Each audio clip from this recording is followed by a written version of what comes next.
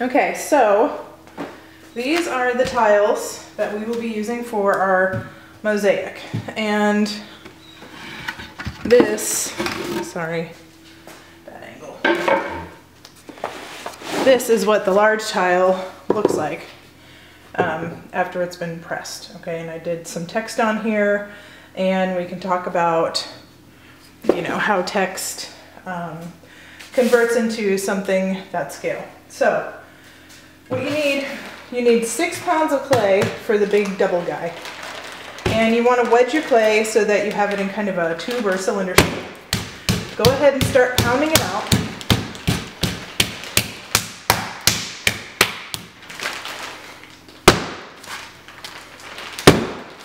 And you want it to be in a rectangle because you're going to be kind of pounding it into that rectangle shape.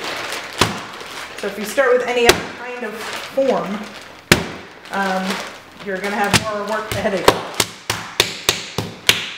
So you want to pound it down until it's about 1 inch thick. And then you're going to take the mold. We have 3 of these and we have 3 of the squares.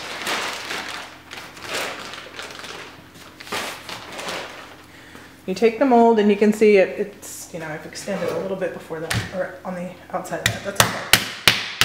Then you start really pounding that clay into the mold form.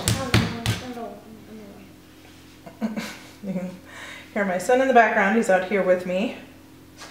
If you have an area like this where you're like, oh my gosh, I don't have enough clay, get some extra clay from somewhere else and then pound that. Kind of don't insert that in there, put it behind it like here, and then pound it into that corner. Don't hit the plaster with your knuckles because that will not feel very pleasant. Okay, so when you overlap, you can definitely, like I said, use some of that clay in another area. The reason that you don't want to just fill the clay in those voids is because you'll create a seam. And anywhere where there's a seam is more susceptible to a crack. We don't have to be as cautious about creating air bubbles. That doesn't mean that you don't wedge. But when you're adding clay and moving clay like this, if it happens to, Gesundheit, if it happens to fold over, that's okay. The point is that you really want to make sure that the clay gets in all of the recessed areas.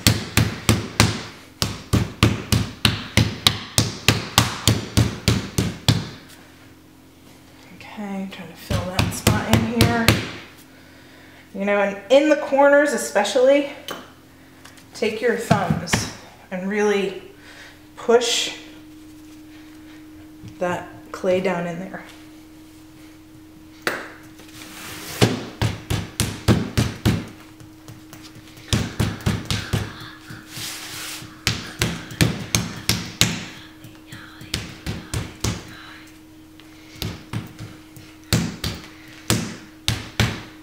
You can use whatever part of your hand you want to.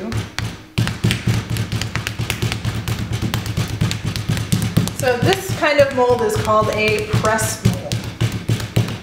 And the reason, you know, we're not simply pressing in here is because it's a large surface. We want to make sure that it's fully compressed so that it doesn't warp.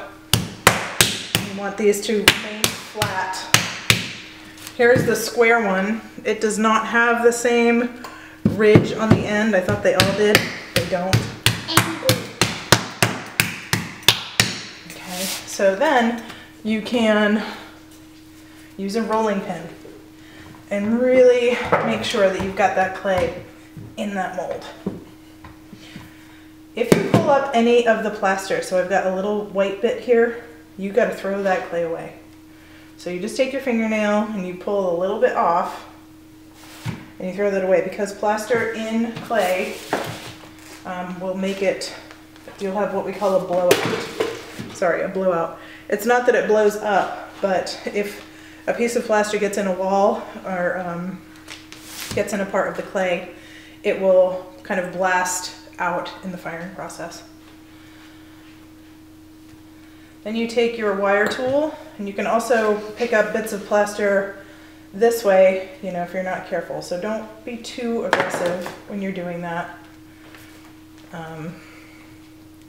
Take off the excess, and then use your metal rib. I don't have my metal rib accessible at the moment, but it's the same procedure. Take your metal rib and just scrape off any of the excess that does not seem to be flush with the edge of the press mold.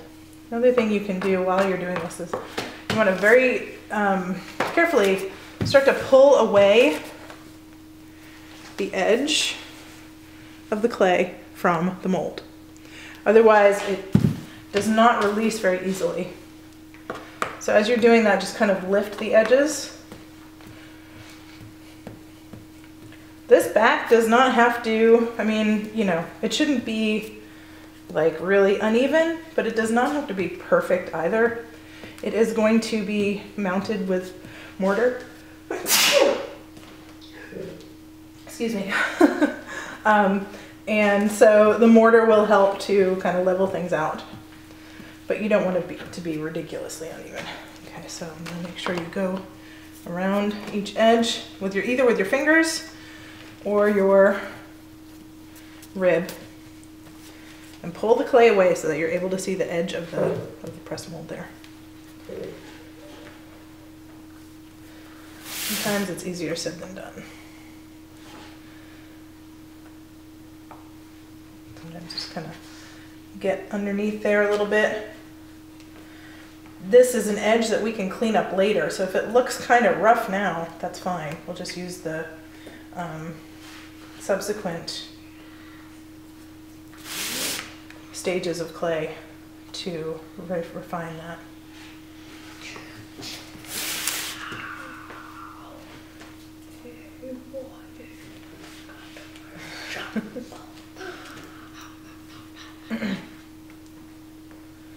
Okay. All right. Now, you want to take your large trimming tool and kind of position your fingers so that there's about 1 centimeter and about 1 inch or 3/4 of an inch in and 1 centimeter away from the edge. Dig in and just pull your tool towards you. And what this is going to do, it's going to help to take out some of the weight that we just don't need, and it's also going to provide grooves for the mortar to settle into. If they're not perfect, that's fine, but you don't want, again, you don't want like big dips and, you know, big peaks and valleys, so to speak. And you want them to be relatively equidistant, but again, doesn't have to be perfect. It's just a place for the mortar to bite into, which will help it stay secure on whatever surface it is attached to. Okay, so once you've gotten this far, you want to find a board.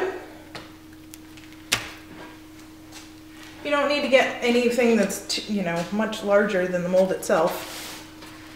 Grab both sides and flip it. Okay, and kind of drop it as you do that. And then you're going to lift it and kind of tap one of the sides. You should feel it start to release. You don't want to bang it too hard, obviously. And once it starts to release, just kind of keep jiggling it. So, right, I can see that it's beginning to release there. So just, you know, use gravity. And if you need to have a little nudge with your fingers, again, there's times that we'll be able to refine any areas that got stuck. So this is where we're kind of stuck in there. It's perfect for demo because this could happen to you. You don't necessarily just want to plop it down. Sorry. Okay, so it got a little hung up in this ridge here. And so what happened is it created kind of a crack or a tear. that's fine. Again, in this early stage, it's really easy to fix that kind of thing with your wooden knife. And of course, I put a board on my toolkit. So using your wooden knife, my wooden knife probably looks a little different than yours because it's ancient, but you know, you can just go in there and compress. So I'm tapping this top edge. You know, unless it goes really deep, any of that kind of cracking can be fixed by and large. Now, as you're mending it, you also don't want to create, you know, a new ridge in here. So you can use your fingers, just don't go too deep, okay? No water, as we've learned, water is good in the later stages of clay, okay? And you can refine some of these edges. Now you can see this is probably a little area here where I added some of that clay. Okay, so this is what the large tile looks like. 6 pounds of clay.